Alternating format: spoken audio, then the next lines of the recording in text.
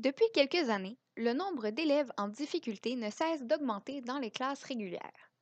L'intégration de ces élèves, particulièrement ceux qui ont des difficultés comportementales, soulève divers débats et discussions dans le monde de l'éducation, puisque la situation a un grand impact sur les différents acteurs du système éducatif.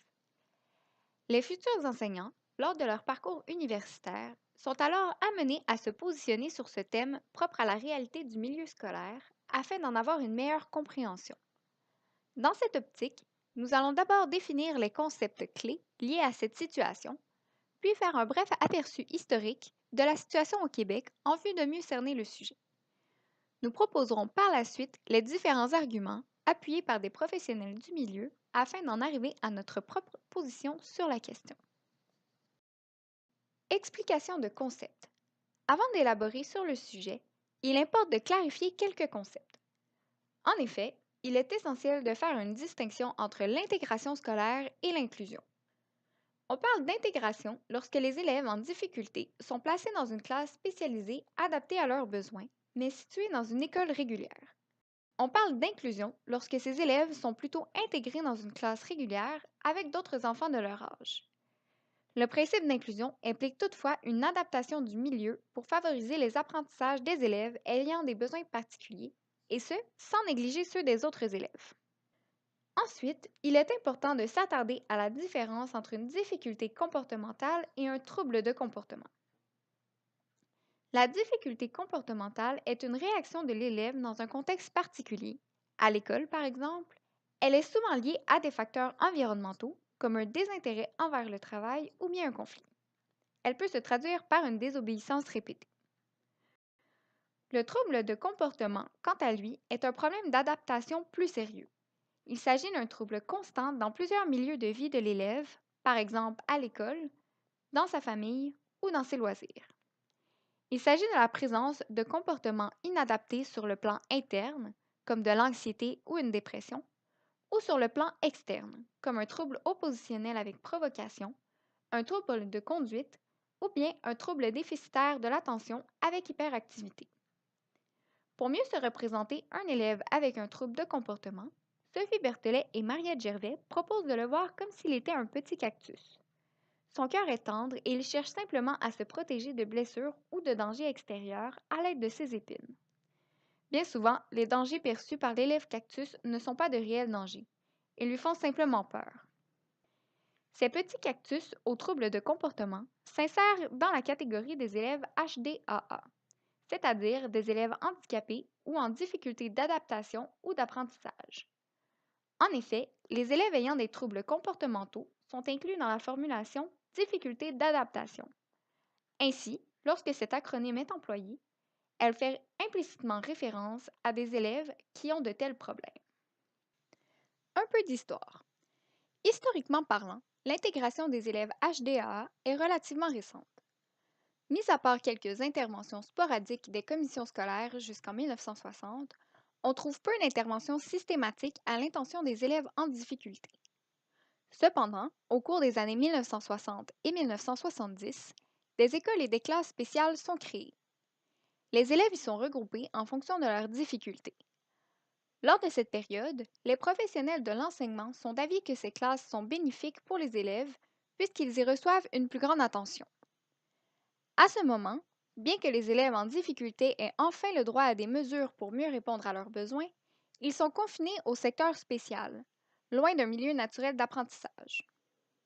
En 1964, on voit toutefois une ouverture vers un mouvement d'intégration avec le dépôt du rapport Parents qui prône l'accessibilité des écoles publiques pour tous les élèves, peu importe leur particularité.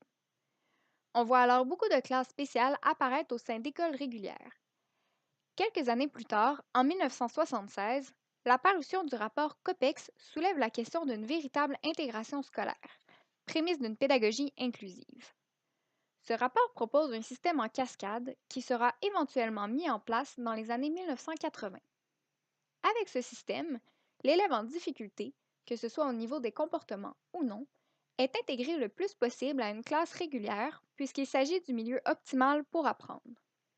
Cependant, ce système s'est révélé inefficace puisque dans cette approche, c'est l'élève qui doit faire preuve d'adaptation, sans quoi il est retiré du milieu, puis placés dans une classe ou même une école spécialisée. Après le rapport COPEX, il faut attendre en 1988 avec l'adoption de la loi sur l'instruction publique pour une nouvelle avancée significative dans le domaine de l'intégration. Celle-ci stipule que les commissions scolaires sont responsables de se doter d'un règlement clair concernant les services éducatifs et ont l'obligation d'adapter ces services aux besoins et aux capacités des élèves. Cette loi est révisée en 1997 afin d'apporter une nuance à l'intégration des élèves. Il s'agit alors d'assurer une intégration harmonieuse de ces derniers en travaillant à l'évaluation de leurs besoins et de leurs capacités afin que celles-ci soient réellement bénéfiques pour eux et ne portent pas atteinte de façon importante aux droits des autres élèves. 2 années plus tard, en 1999, le ministère de l'Éducation du Québec adopte une nouvelle politique d'adaptation scolaire intitulée Une école adaptée pour tous ses élèves. Ce document met de l'avant les interventions qui visent à aider les élèves HDA à réussir sur les plans de l'instruction, de la socialisation et de la qualification. Au vu de cette réussite globale, le gouvernement incite alors les intervenants à miser sur la prévention et l'action rapide auprès des élèves en difficulté de comportement ou d'apprentissage. On favorise également l'élaboration de plans d'intervention pour cerner des moyens adéquats d'arriver à cet objectif. Parallèlement, on voit la mise en place d'une réforme scolaire, puis l'arrivée du programme de formation de l'École québécoise en 2001. On passe alors d'une démocratisation de l'enseignement à une démocratisation de l'apprentissage en respect des différences et des besoins individuels.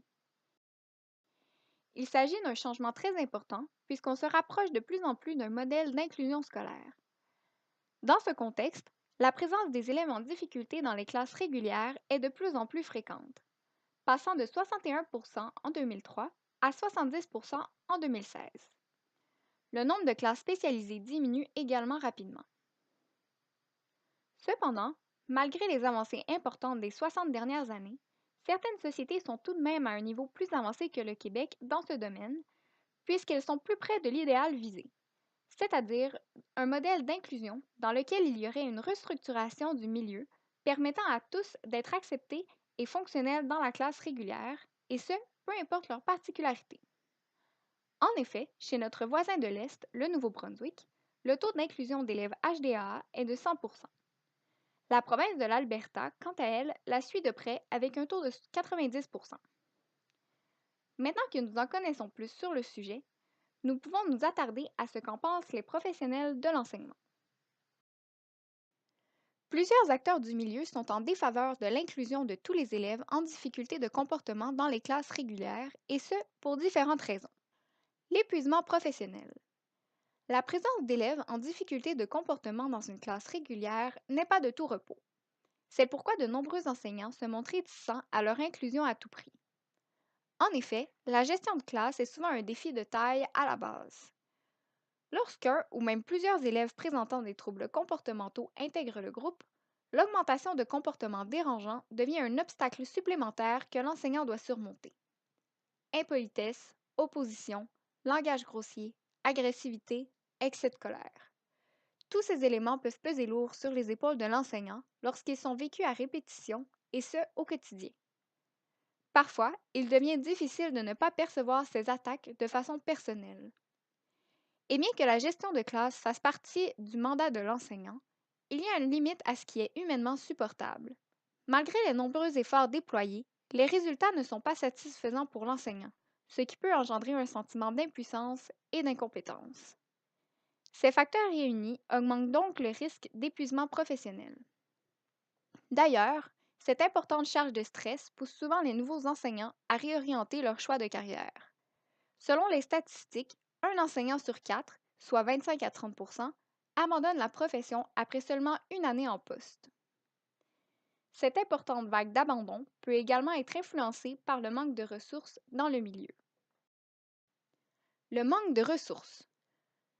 Selon de nombreux témoignages, les enseignants ne s'estiment pas assez outillés afin d'intervenir auprès d'élèves ayant un trouble de comportement. Tout d'abord, les formations initiales en enseignement sont souvent peu suffisantes en ce qui concerne ce genre de défi. En effet, les quelques cours donnés à l'université sont davantage orientés vers la gestion de classe en général. Ils se concentrent très peu sur les méthodes à adopter face à des comportements difficiles. Une fois sur le terrain, les nouveaux enseignants se retrouvent souvent démunis. Ce manque de connaissances peut même les pousser à utiliser des moyens d'intervention inefficaces, voire nuisibles. Le rejet et la punition excessive en sont de bons exemples.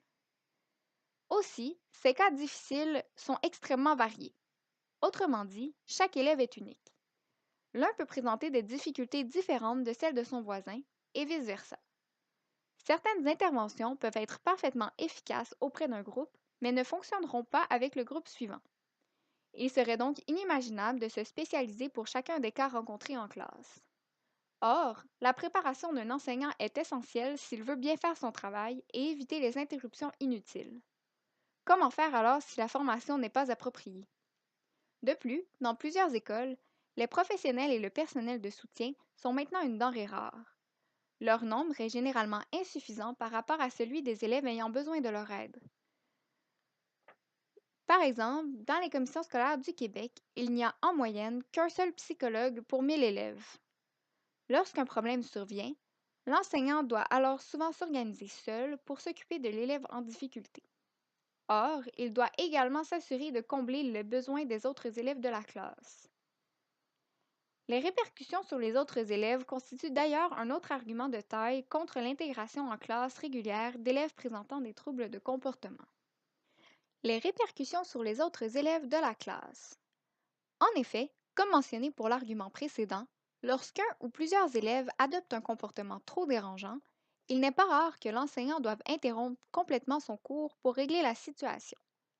Une fois de temps en temps peut sembler acceptable, mais des arrêts trop répétitifs nuisent au climat de la classe.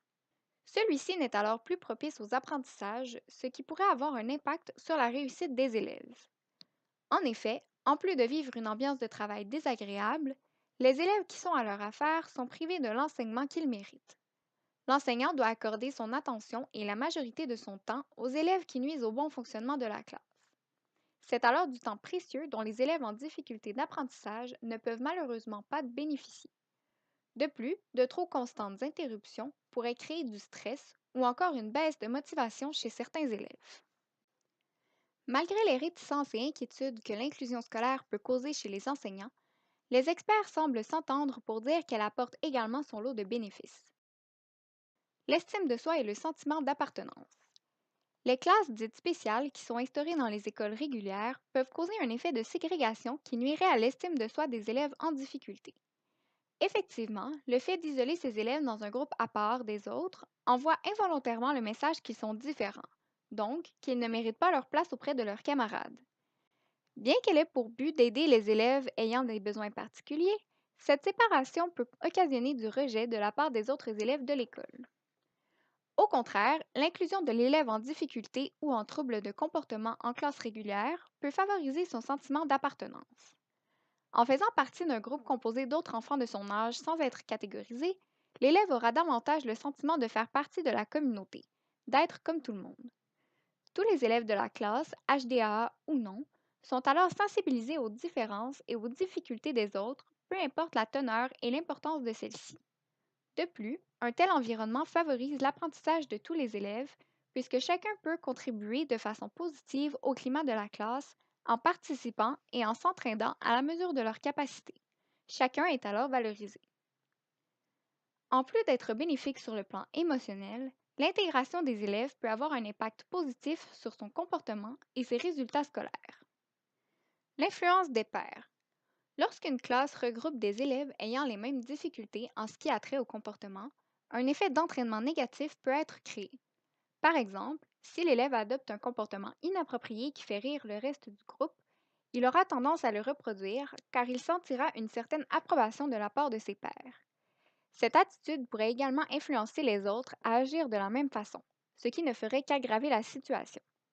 Ainsi, il y aura un effet de renforcement négatif et l'élève, en plus de ses pairs, n'apprendra pas à mieux se comporter. Bref, les mauvais exemples sont alors perpétués et il n'y a pas autant d'opportunités d'être influencé par des comportements positifs. À l'inverse, en classe régulière, les comportements dérangeants ne sont pas aussi bien vus par les autres. En effet, plutôt que de rire ou d'encourager l'élève à mal se comporter, ses pairs risquent de lui demander d'arrêter. Ils pourraient même informer l'enseignant que ses gestes sont dérangeants. Autrement dit, en faisant partie d'un groupe plus hétérogène où les comportements prosociaux sont favorisés, l'élève en difficulté bénéficiera de l'influence positive de ses pairs. De plus, d'un côté plus académique, des études démontrent que les élèves inclus en classe régulière ont, en certains cas, des résultats scolaires supérieurs à ceux des élèves en classe spéciale. En effet, plus de temps peut être accordé aux apprentissages scolaires, contrairement aux classes spéciales où un accent particulier doit être mis sur l'apprentissage de comportements appropriés. Évidemment, ces résultats positifs ne surviennent pas de façon aléatoire. Certaines méthodes sont à privilégier. L'utilisation de méthodes efficaces. Certes, comme mentionné plus tôt, la gestion de classe est particulièrement ardue en présence de troubles de comportement.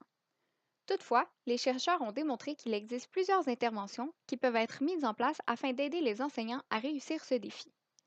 La plupart d'entre elles sont à titre préventif. En effet, la prévention est essentielle en gestion de classe. C'est grâce à elle que l'enseignant peut tenter de diminuer les interruptions inutiles et les comportements dérangeants avant même qu'ils ne se produisent. Comme le dit le dicton, mieux vaut prévenir que guérir. Pour ce faire, il est important de mettre en place dès le début de l'année scolaire un climat sécurisant où les attentes sont clairement définies. S'il se sent bien et en sécurité dans sa classe, on réduit fortement les facteurs environnementaux susceptibles de faire réagir l'enfant de façon inadéquate. On lui donne alors l'opportunité de laisser les épines de son cactus ramollir au fur et à mesure que la confiance se bâtit. Pour l'aider dans son quotidien en classe, l'enseignant devrait également tenter d'adopter les 5 attitudes suivantes. Être un adulte signifiant, motivant, encadrant, cohérent ainsi que réflexif. Ces attitudes l'aideront à établir une relation positive avec ses élèves en difficulté, tout comme avec les autres élèves de sa classe. En ce même sens, le fait de bien connaître ses élèves aide également à la gestion de comportement. En connaissant bien les élèves de son groupe, l'enseignant aura plus de facilité à identifier, entre autres, les interventions qui seront les plus efficaces auprès de chacun et les éléments qui risquent de déclencher une crise.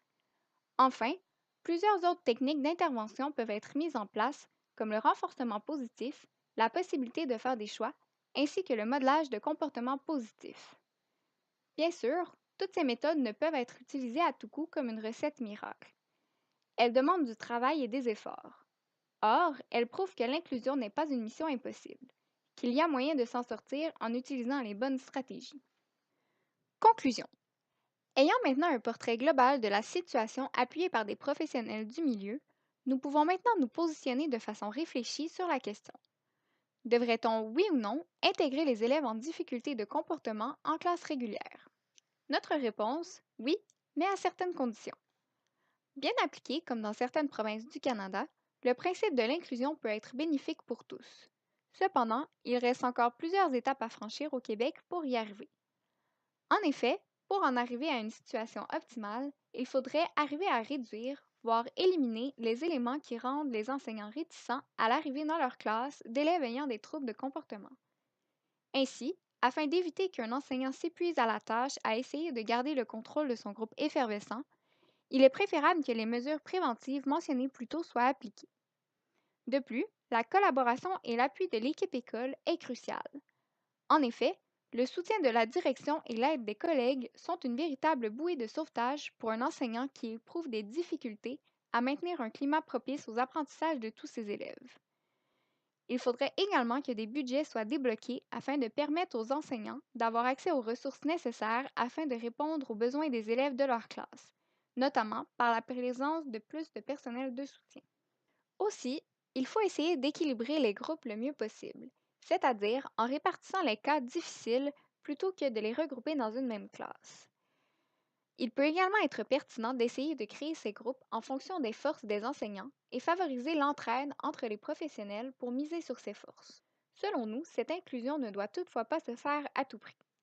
Ainsi, il est essentiel que les différents acteurs du système scolaire évaluent les capacités et les besoins de l'élève pour savoir ce qui lui sera le plus bénéfique entre une classe régulière et une classe spécialisée. Par contre, dans le cas où la seconde option est favorisée, il ne faut pas oublier qu'un passage en classe spécialisée n'est pas une finalité, mais bien un chemin pour l'aider à mieux revenir en classe régulière par la suite. Et vous, seriez-vous prêt à accueillir un petit cactus dans votre classe?